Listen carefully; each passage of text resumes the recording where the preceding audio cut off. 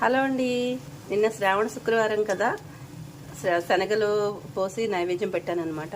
ఆ శనగలు ఈరోజు బ్రేక్ఫాస్ట్ చూసారా, హెల్దీగా ఒక్క చుక్క కూడా ఆయిల్ లేకుండా పచ్చిమిరపకాయలు, కరివేపాకు, అలాగే పోపు అనేది డ్రై రోస్ట్ చేసుకున్నాను. మినపప్పు, ఆవాలు, కొద్దిగా జీలకర్ర, ఇంగువ, పసుపు వేసుకుని, పచ్చిమిరపకాయలు, కరివేపాకు కూడా వేసుకుని ఉత్తనే డ్రై రోస్ట్ చేసేసుకుని, అప్పుడు ఉడకపెట్టిన శనగలు దీంట్లో వేసుకుని మళ్ళీ కొంచెం నీళ్లు పోసి, కొబ్బరి కూడా వేసానండి. కొబ్బరి కూడా వేయించేసి వేసుకోవాలి. ఉప్పు, కారం అన్నీ మీ తగినట్టుగా వేసేసుకోండి.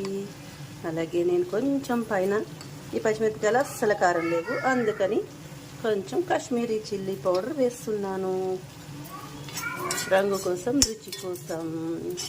ఇంతే చూడండి, హెల్దీ బ్రేక్ఫాస్ట్ అయిపోయింది కదా. ఇంతేనండి.